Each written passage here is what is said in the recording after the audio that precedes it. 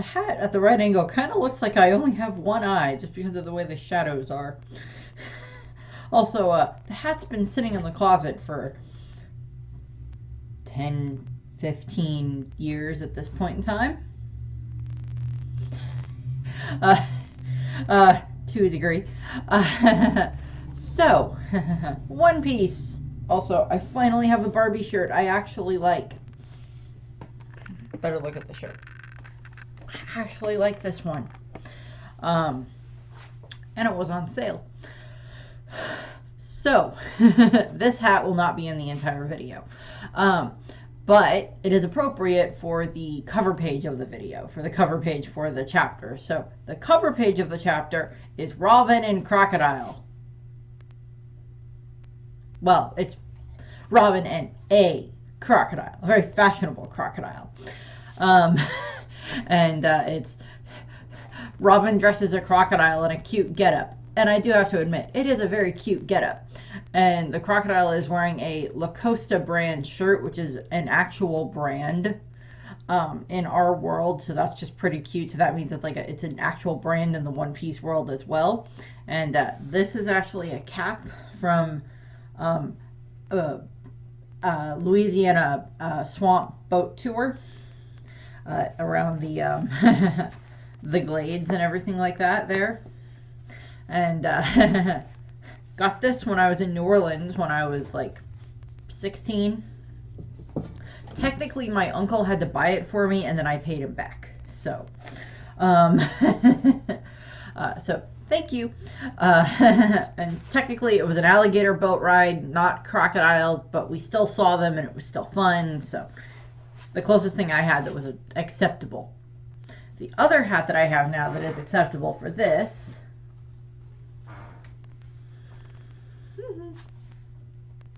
I finally have a straw hat.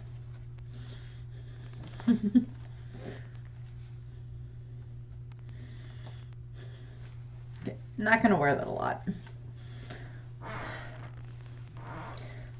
Okay, enough with the hat fashion show. Going into the actual chapter for chapter 1106, called On Your Side. So, the chapter, Brenda has a toy in the background. That's the rustling noise, and I'm not going to take it away from her. Unless she drops it an incountable number of times while I'm recording. Love the dog.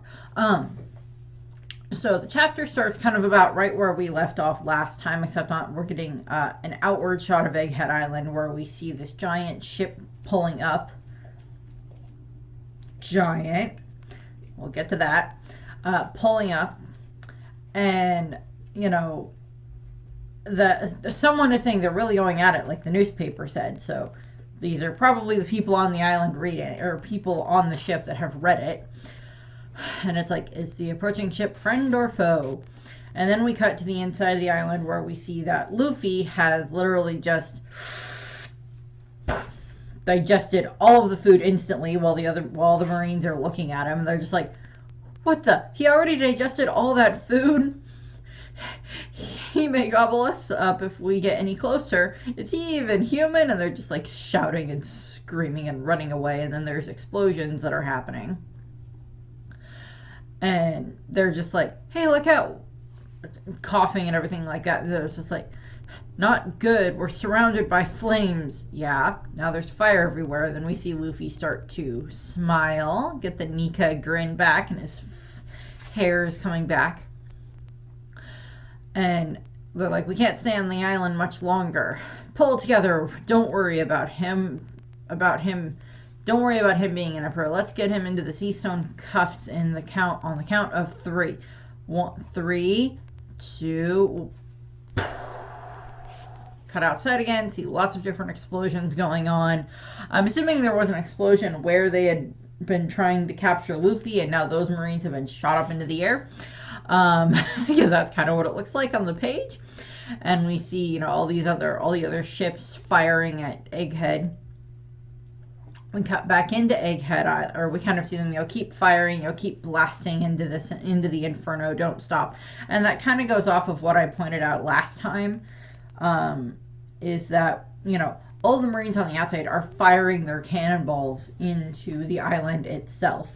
And given all of the smoke and debris and rubble that'll be falling all over the place and that'll be in the air, the fact that they themselves cannot see the center of the island, while cannonballs flying into the island aren't necessarily going to cause necessarily a lot of damage to, you know, Kizaru and probably not even Saturn, it could be something that the Straw Hats and the Vegapunks could try to use to their advantage to try to, see where the cannonballs are coming from, somehow shove Saturn into that area and make it that he gets the brunt of the cannonballs, but also make it that he gets the brunt of a bunch of the other buildings falling on him. That would be a good way of doing it as well. It's just like incurring some additional damage on it. It may not do much, and he'll probably be able to regenerate fairly quickly, but it would still be a good way of like getting some more injuries and kind of knocking that health bar down a bit more. So we cut back to the perspective of Vegapunk looking up as Bonnie, Kuma, Atlas, and Frankie are falling from the sky, and of course Kuma has wrapped his arms around Bonnie to keep her safe, and such. So we see Vegapunk, and he's calling up, and he's like, Atlas, come in. And Saturn is looking up as well, and he's like ordering the pacifistas shoot down this pathetic family. It's like, family is not pathetic, you idiot. And we see Vegapunk is communicating with Atlas, and he's like, Atlas, let Bonnie know. And Sanji is trying to like jump his way up to where the others are so we can try to catch them. And Atlas is like, understood, Stella. And Atlas leans over, and she's like talking to Bonnie. And as they're still falling, and Bonnie is being clutched by Kuma, Atlas is talking. By the way, this is something that they made much more evident in the anime. Atlas has a tail. I did not realize that. I didn't realize Atlas was supposed to have a tail, because in a lot of these shots, it's hard to tell if Atlas is supposed to have a tail or not. But in the anime, she does, so I'm fine with that. I didn't realize that in the first place. That's because over the last couple of episodes, they've shown that in the anime. And I like that. And so we see Bonnie have like this realization look on her face based on what Atlas just told her. And we cut down to where we see the pacifistas, and all of them are, revving up their lasers to fire up at Bonnie and the group. And Bonnie shouts out, please, Daddy, don't shoot. Help us escape alive instead. And she watches, and we see the pacifistas receive this order. And we see the Marines, the vice admirals and the rear admirals, the ones who are, allowed to be here during this time frame. And they're just like, did you hear her shout just now? I can't hear a thing over these explosions. And the pacifistas turn and start firing at the Marines. And they're like, why are they aiming at us? And the Marines are starting to run away and everything like that. So now we have the pacifistas on Bonnie's side, specifically on Bonnie's side. So we'll get to that in a second. But I like the fact that it's like, now the pacifistas are against the Marines. And if anything, they can either deflect the cannonballs, or she can also order the pacifistas to all focus their lasers on Saturn. That would be a good way of at least incurring a bit more damage to Saturn. Blast him full of lasers. Turn him into a Swiss cheese spider demon. That works for me. Just anything to make this guy suffer more, particularly at the hands of the things that he technically ordered to be created in the first place. It's like, yeah, this is going to bite you in the butt now, giant spider boy. What you going to do this time? Probably still survive, and there's going to be some consequences for what just happened. So we cut around, and we're getting some of this, some more reactions to what's going on. It's more of Vegapunk's inner monologue. But first we see Saturn. He looks confused by what just happened, and then we continue the Vegapunk monologue from where it kind of left off last time. He's like, Bonnie, there's one thing that keeps me up at night. The image of you being killed by your dear father. And we see like all the Marines are like screaming in panic. Not that I blame them. They now have lasers on them. We see Bonnie and Kuma with Kuma holding Bonnie as like a little girl, and Vegapunk would have seen how wonderful their relationship was during the 6 months or so that Bonnie and Kuma were on the island. So we have that. And he's like, I can't bring myself to allow it to be that Bonnie goes into the next life having her believe that like something that looks like her father is the thing that killed her, or vice versa. And I'll get to that. And then we see like the pacifistas that are on the edge of the island are firing off at the ships, so they're going to cause some damage to the other ships. Most of the other vice admirals that we've seen beyond Dahl, I really don't care if they survive, because I don't know, we'll see what happens.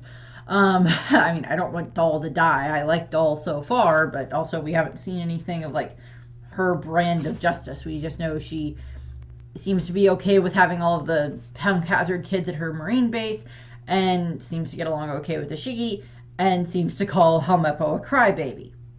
The last one is understandable. Helmeppo was a crybaby, but he has a spine now compared to at the beginning of the series, compared to when he's first introduced.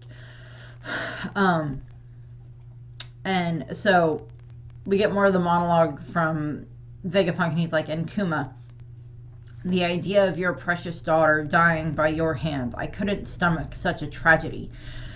That is the reason I made sure that each and every clone sharing your appearance, get to that, would be programmed to obey her. So we're still seeing like Vegapunk's reaction to seeing the pacifistas all turn and start attacking the Marines and everything like that, as this is happening all over the island at the same time. And just all of these different cannon blasts coming, laser blasts coming from the Pacifista Mark IIIs, firing at the different ships that are in the harbor right now, and cutting down on the amount of ships that have the ability to keep firing the cannons at the island, which will at least delay parts of the Buster Call. It won't completely just end the Buster Call, because there's still, a regular Buster Call has 10 ships, this has 100 ships. So even if they knock out several of the ships, there's still like, a good chunk left to keep firing cannonballs and such at the island. And he's like, Bonnie, they will prioritize your orders above all else, even commands from the world's overseers. It doesn't matter if the entire planet is against you. Kuma will always, always be on your side. That was the one selfish liberty I took. So this, a lot of us have had the the theory, of course, that there's the command ship hierarchy and stuff like that the pacifistas have, and that the Seraphim have. The only Seraphim this should affect, if anything, should be Kuma, because should be Esper, because he is based off of a Kuma. He is based off of Kuma. So, and double checking, I don't think Esper and Bonnie have interacted, and even if they had, Bonnie hadn't given him an order or anything like that, or hadn't attempted to give him an order.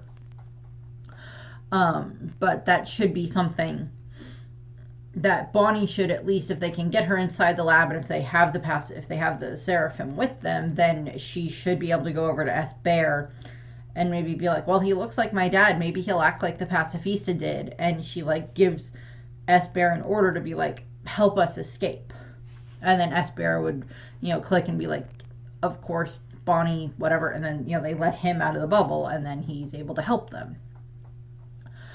Again, don't know exactly about the other Seraphim. It depends on, as I went over in the stream that I did the other day, that I did on Sunday or whatever, I talked about the fact that it's like, certain warlords definitely have someone that might be like an emotional override. For Esper, it would be, Bonnie. For Mihawk, I guess maybe Perona. For Moria's, for S-Bat or Gecko, whatever they named him, it would be probably Perona, possibly Hogback, but I doubt it, but most likely Perona. For the other ones, for Doflamingo, maybe it would be one of the members of the family. For Flamingo, possibly, but I'm not sure. That would just depend. For For S Snake, it's obviously Luffy is kind of the emotional override there.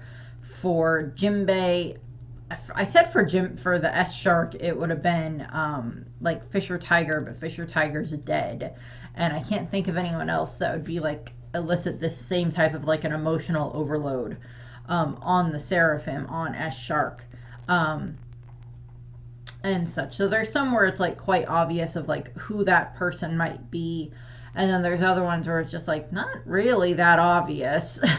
We don't know that many people that like. I don't know who Crocodile's emotional, or who like S Croc's emotional override would be at this point in time, but we'll see. But what we're seeing here is that it's the ones that share Kuma's appearance, all of the pacifistas and everything like that, they would obey Bonnie. Now at this point in time, that she has just kind of like toppled that whole command ship hierarchy structure thing, which I love.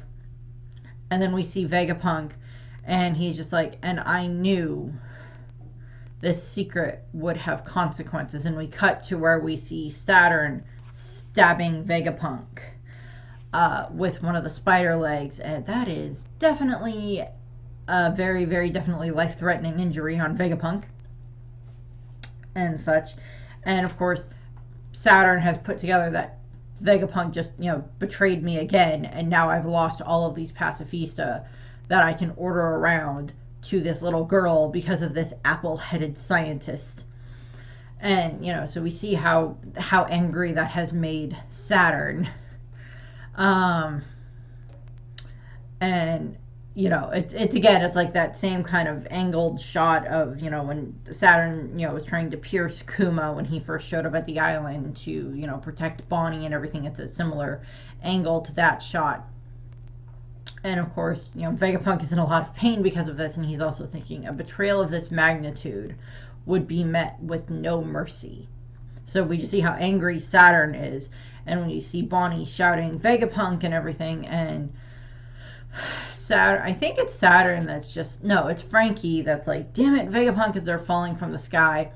And, and Saturn is just like, Kizaru, eliminate them and be quick about it. And Kizaru jumps up into the air, and he's using, like the light technique where he just fires off a bunch of different lasers at the same time. We see them piercing Kuma. We see Sanji block one of them. Frankie does get hit. It looks like Atlas gets hit.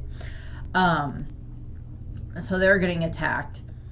And we see them all getting hit. And, like, some of them are very obviously in the next pictures which ones are which. The one that's Sanji is just, like, at such an odd angle in regards to how it's drawn that it took me a moment to figure out that that was Sanji when I was looking at it, scrolling through the chapter. I'm like, is that supposed to be Sanji? And then I'm like, no, his head's kind of, like, down here. And it was just weird, And, Kizaru's jumping up, and he's got his sword. His light sword, and he's ready to like slice through Bonnie and Kuma, and Kuma is like holding Bonnie and has his hand up and ready to try to defend them. And Bonnie does seem to be in her adult form so far for the majority of this chapter. She doesn't seem to have reverted to her child form again, as far as I can tell. And Kizaru is just like, I'll make sure to get you both in one slice so you can be together. It won't hurt a bit, Bonnie. And she's glaring at Kizaru. And then we get the return of Luffy, of Gear 5th Luffy. I got this the other day.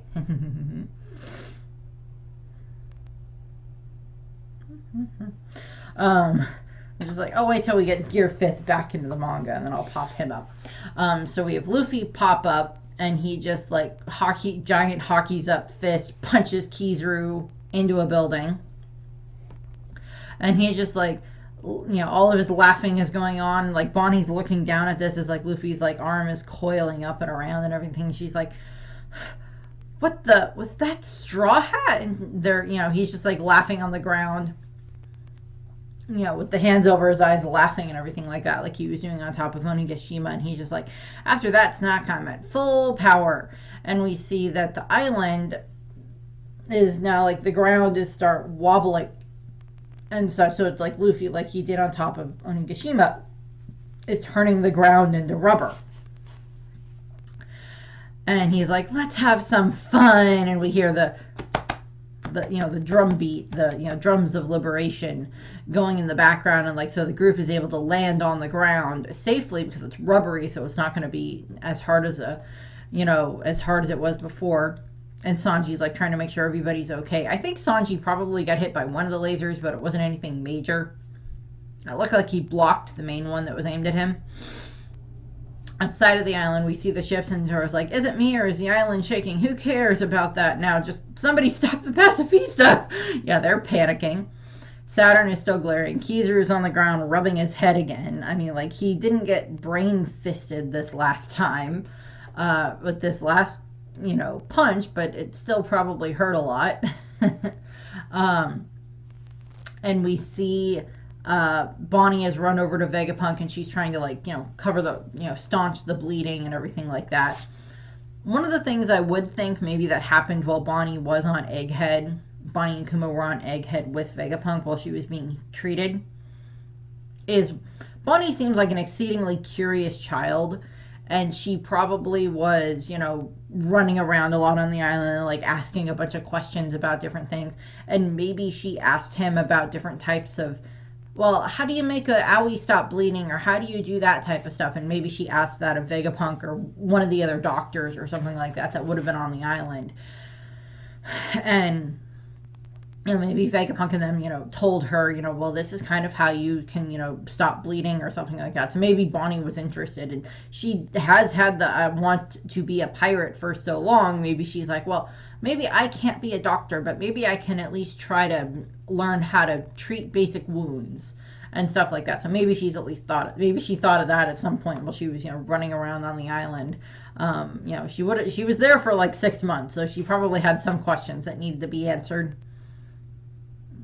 at various points in time. So we see Bonnie running over to Vegapunk, and, you know, Sanji's trying to, like, keep on guard to see what's going on. And she's like, Vegapunk, we gotta go. You'll die if we stay. We'll die if we stay here. And we cut to below the island, to, like, underneath everything, where we see the giant robot again, and it moves again, finally.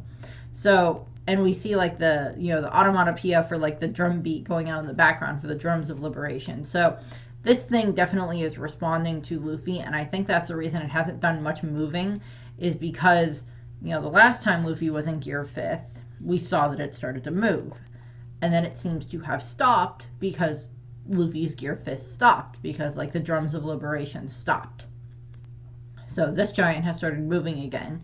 Doesn't look like it got all that far the last time. So maybe it needed a little bit more time frame to be able to listen for the drums. We cut back to Bonnie and Vegapunk, and she's like, that rhythm, and she's remembering back when she was little, and, you know, Kuma's like, you know, and she's like, you know, Nika, and he's like, that's right, I've always looked up to him. They say Nika would come along laughing to this rhythm, and it's, you know, we see them doing the Nika dance and everything like that. And Bonnie is just, like, looking up at where Luffy is in the sky, and it's, you know, it's kind of similar shot to, like, him when he was jumping around on Onigashima and everything like that, doing, you know, the Nika dance setup and everything. And Bonnie's just, like, getting to look up at this, and Vegapunk is telling her, I knew it. You haven't connected the dots yet, have you, Bonnie? It was like that with me, too. I had to see it with my own eyes. Straw Hat Luffy, the young man who caught Kuma's eye, is Sun God Nika. And Bonnie's just having this, like, Bonnie is having, like, a spiritual realization right now, as a comparison to what's going on right now. And the fact that, you know, it's like she kind of saw some of the bits of what was going on with, you know, the battle when, you know, Luffy was kind of trying to fight Kizaru and everything like that. So she saw some of that, but she was kind of focused on other things at that point in time, you know, getting kicked into a laser barrier, getting caught, you know, falling, getting caught, having to run away from the Marines during all this time. She really wasn't given much chance to, like, be able to look up and see what was going on with Luffy. At this point, she's finally getting the chance to hear the drums that are coming out of Luffy because of its heartbeat, and have this pointed out to her, and we see her just, like, looking up at Luffy, and she has tears in her eyes.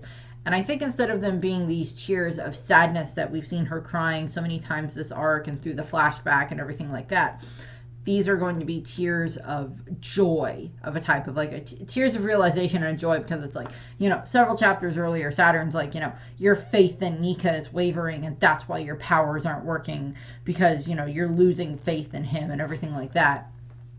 And now Bonnie is seeing this embodiment of this god that her and her father have been talking about to each other for the majority of her life. And she grew up within this church that was dedicated to Nika, hearing these stories from Kuma, and planning all these different ideas for, like, well, we'll go to a sky island because then we'll be closer to Nika, because maybe he's in the sky, and different things like that.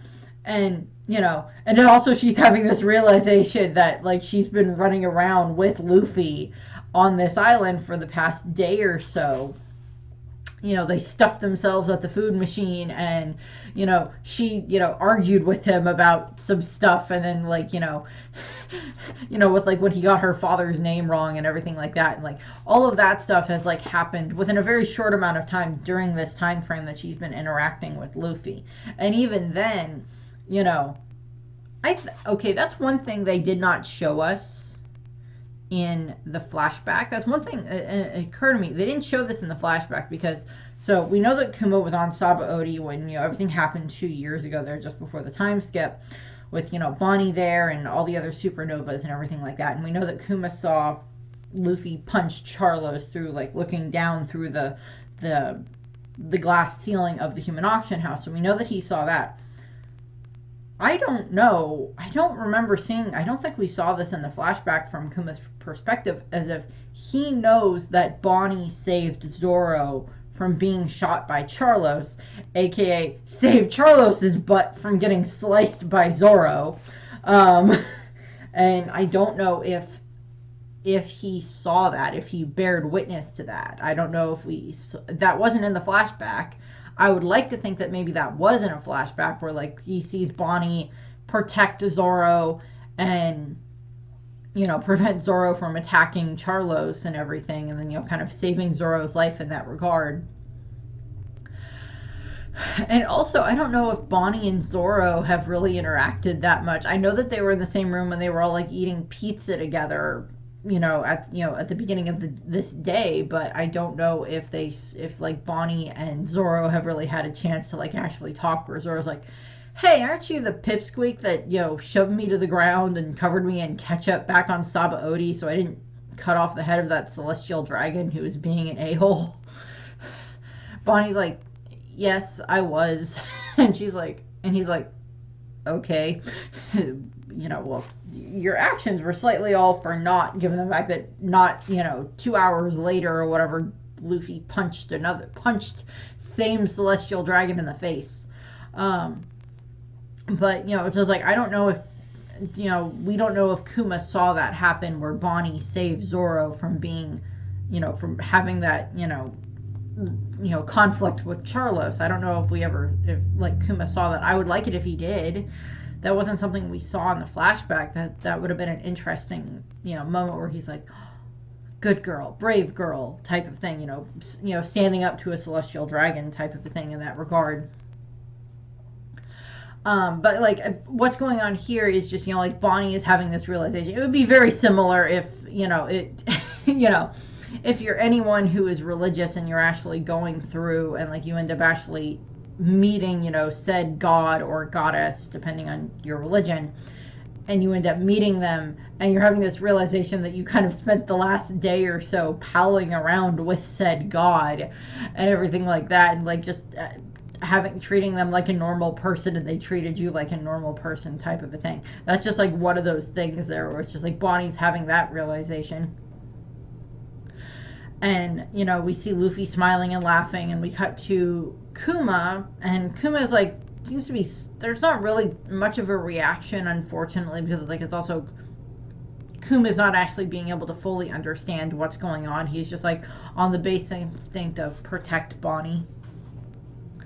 And Vegapunk is saying, Kuma was right. A Buster Call is a tame problem for him. People all over the world have been waiting for his arrival. for hundreds of years. And we cut to outside of the island. We cut from Vegapunk's close-up to outside the island, where we see that it's the northeast coast of Egghead Island. So we're finally getting a direction in that regard. And we see the marine ships, and then we see this giant other ship coming towards them. And, you know, everybody knows the spoilers at this point in time, so they know who's on the ship, and it's a giant ship, and we see part of a flag on the, you know, on the sail there in the background that looks very reminiscent of something that we are very familiar with. And, you know, we're having this, you know, the ships are trying to communicate with others. Like, this is the Northeastern Unit, come in. We've made contact with an insanely big ship. And we see all the Marines on the ship are just like freaking out as they're looking up, and they're like, I thought they died 100 years ago, but there's no doubt it's them.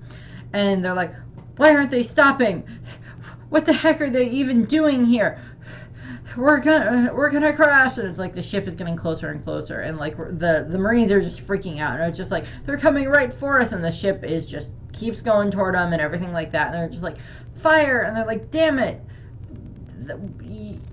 why are you giants here? And we cut and we see close-up of one, close-up of the other, close-up of Dory, close-up of Bragi, and they're just like, why are they asking about us, Dory? And it's just like, yeah, well, you know, don't they know some things in this world can't be stopped? And we see Dory and Bragi again, and it's, you know, it's like we just saw them at Elbath, so it's like we knew that they were at least not on Little Guard anymore, and that they were here, and like so many people were like, maybe it's the Grand Fleet, maybe it's Shanks. It's not Shanks, it's Dory and Bragi that have arrived. And so we saw a hint of the flag, and so there's two, because it's like, these are, the way that they're implying this is that these are the giant warrior pirates, as in like the original batch that were Dory and Bragi and Oimo and Kashi and the rest of the group that ended up getting saved by Mother Caramel, you know, 100 years ago. And, you know, 100 whatever years ago. And everything. And, you know, that this is supposed to be them. But the other thing is that we do know that there are the new giant warrior pirates that are Hyrule and his crew, which I went over a bunch, you know, last week at various points, and so many people have been talking about. And, you know, so we see part of the flag on the sail, but we don't get to see the whole thing. So there's the possibility that this is just literally they have a new ship for the new giant warrior pirates. And they have, like, you know, or not the new giant warrior pirates, but they have a ship that is just a new ship for the old giant warrior pirates. Or it could still be the same ship that they had, because, like, their crew left them on the island and then went back home, and they had their ship. The crew had the ship. And it may have been sitting at Elbath for the past 100 years, and they may have just been able to take really good care of it or something. Or maybe they have like a new ship or whatever that got built, or that Dory and Bragi commandeered or something like that, and they've turned this into their new ship, and they have like the new, their old, you know, flag as, you know, as the sail and everything like that. Or it's the possibility that maybe they themselves are riding on Hyrudine's ship, and Hyrudine is going to be on the ship in the background, and he's the one that helped lead them here. Because, well, the Giants may have been able to get to Egghead, possibly just because it might be a close enough proximity that they know how to get there just from navigating. If they have Hyrudine there, and he has Luffy's Viver card, then he could have helped lead them to the other island, to where Egghead is, so that way they would be able to get to Luffy. But that just depends on, like, how close they are and how easy it is to navigate from, like, Egghead to Elbath. That's one of those questions there. And so we see Dory and Bragi, and they're both very happy and everything. Like, you know, they're, you know, using, you know, they've got their axe and their sword, and they're having fun, and they're just like, you know, laughing, and they're just like, we've come to pick up Straw Hat. And the Marines are like, this is an emergency, the giant pirates are here. And they're just like, yeah, or should we call him Sun God? So we're seeing Dory and Bragi there, and it's, you know, it's like, those are the questions of like, so as fast as the Giants might be able to travel, A, even if Dorian Broggy got to see Luffy's poster just after everything happened at Wano and they were on Little Garden, that would have only been like a week or 2 weeks between the end of that when that poster came out, if that, and when all this is happening here. So there wouldn't have been enough time for them to be able to travel all the way from Little Garden, all the way through the first half of the Grand Line, under, down through, back up, and over. And then all the way to Elbath, and then come back here to Egghead. So they would have been on Elbath probably when everything was happening at Wano. Most likely. So so there's the possibility that maybe one day after they were done with their, duels for the day or whatever, and maybe they were just sitting there talking, and that maybe they ended up figuring out that, we had that strange rubber kid here a while ago with his crew. Yeah.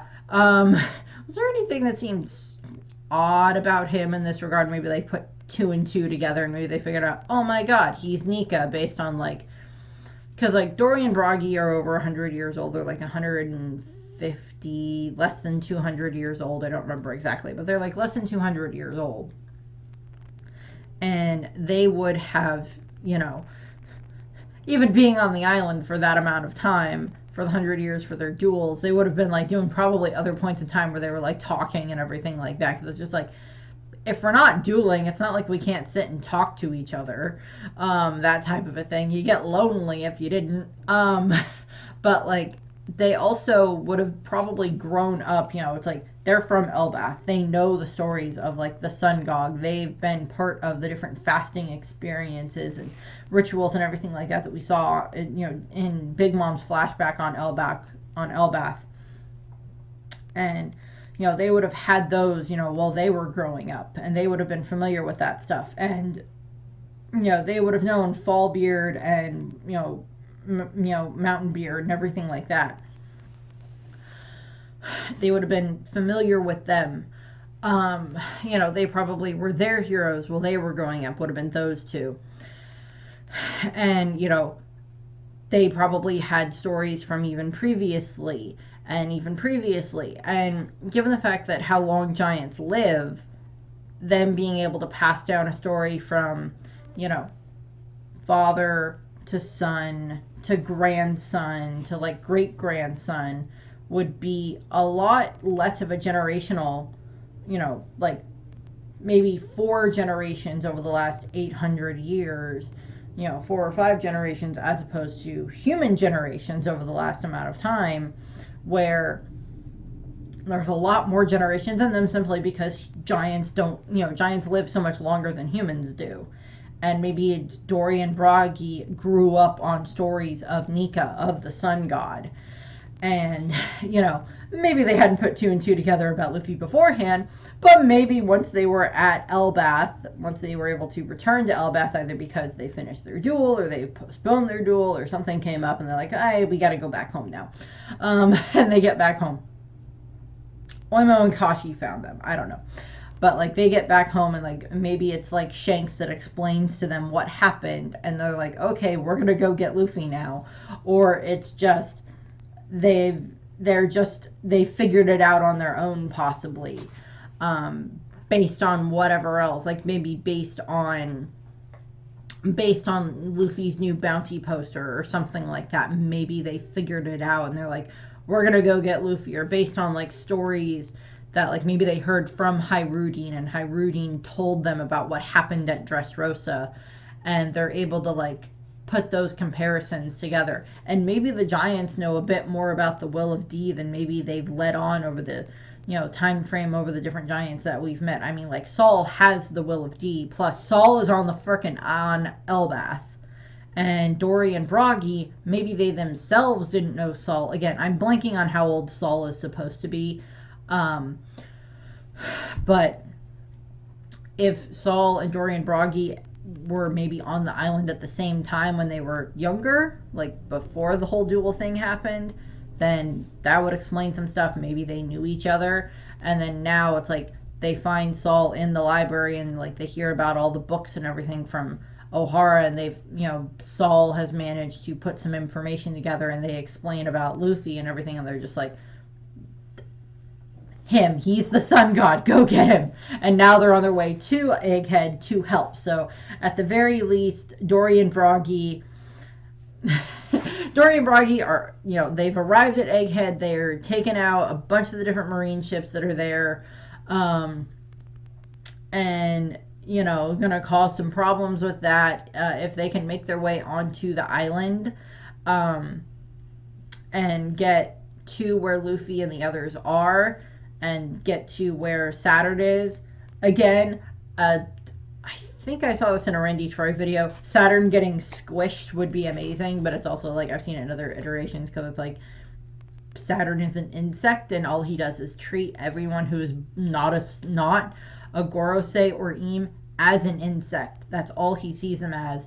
And him getting squished and stepped on by someone would be really good karma there. Him getting stepped on by Luffy, or him getting stepped on by Dory and Broggy, and getting trampled in that regard would be amazing. Like Dory and Broggy showing up here, and given the size, I mean, we saw how big the Mary was compared to Dory and Broggy, and the Sunny is probably not going to be, Sunny is probably still going to be big enough, small enough that the Giants could probably easily pick it up. Maybe not with one hand, but with like two hands or something. And maybe what'll happen is Dory and Broggy will like get to the island, pick the Sunny up with all the rest of the Straw Hats and Lilith in it, and any of the Seraphim that maybe they bring with them, maybe Kaku, I don't know. Put them on the Thousand Sunny, lift the Thousand Sunny down, put it on their ship, get it onto their ship, and then the ship can start sailing, because it's not like Dory and Broggy can't swim. They don't have devil fruits, so they would be able to swim just fine to get back to their ship. And they get to the ship or something, or they give the Straw Hats enough cover for Frankie to be able to do a Kude burst, and they keep Kizaru distracted, or the Pacifista keep Kizaru distracted, so that way they're able to escape. And this might give them more of an escape plan ability here if they have Dory and Broggy there. But the thing is that as much as Dory and Broggy would be willing to help them escape, of course, Dory and Broggy and Usopp and Luffy and the others are just going to want to interact with each other again and just have fun and, be like reunited, and like Usopp's going to want to find out what happened with the duel. Same thing with like, Luffy's going to want to find out as well. Chopper's going to be like, oh my god, a giant!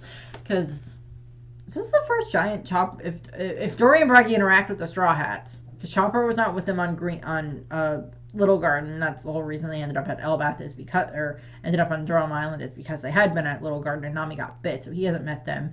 And then Chopper did not interact with Hyrule on Dressrosa because he wasn't there when all of that stuff happened.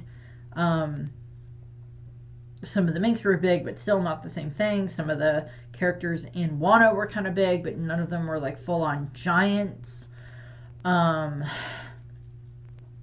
So, barring filler and non-canon movies, I don't think Chopper has interacted with any giants.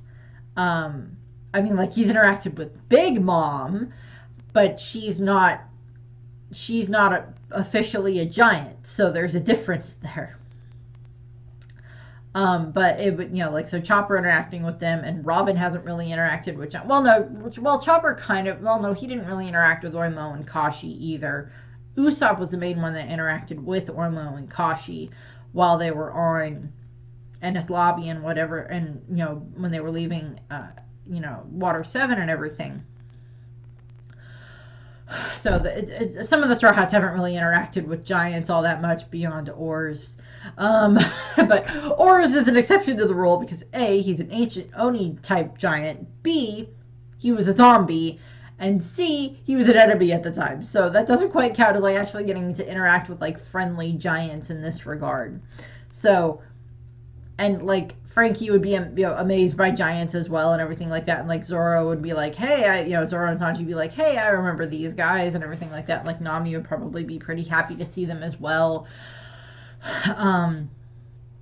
and all of that stuff. So it's just like, yes, we want the Straw Hats to have a good reunion with Dory and Bragi, but I hope it's not going to end up turning to where like Dory and Bragi help them escape, and then Dory and Bragi head to Elbath. There's friends there waiting for you type of a thing, and like they don't tell them that it's Shanks, or maybe like red hair sent us or something like that, and Luffy's like, Shanks, and Saturn's like, Shanks, and it's like two different reactions there, and they're like all of that set up, and he's just like, Garling's boy, maybe what he'll be like, but they're like, follow the log posts to Elbath, and you will find friends there. And like Robin will be looking at Luffy, and she'll like put her hands on Luffy's face, and it's like, we are going to Elbath because they have information there, and there's someone there I want to see. One of those few times where like Robin can be scary, and Luffy's like, okay, Nami, set course for Elbath. Robin is scaring me now. And they're like, all the ones that were in the lab are just like, yeah, we're going to Elbath now, and they're like, that's where they're headed.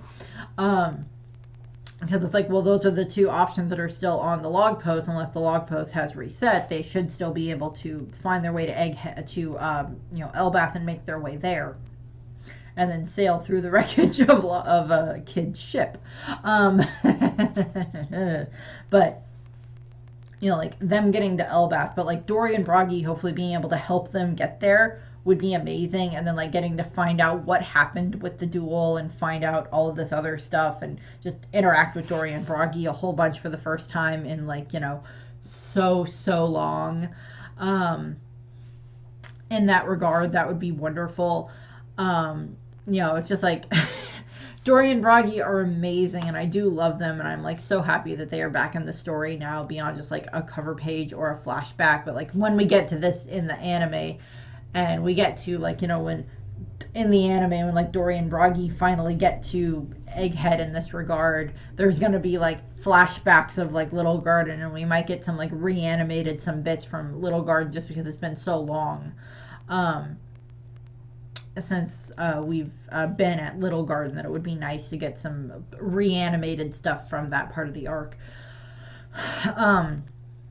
And seeing Dory and Bragi there and everything like that.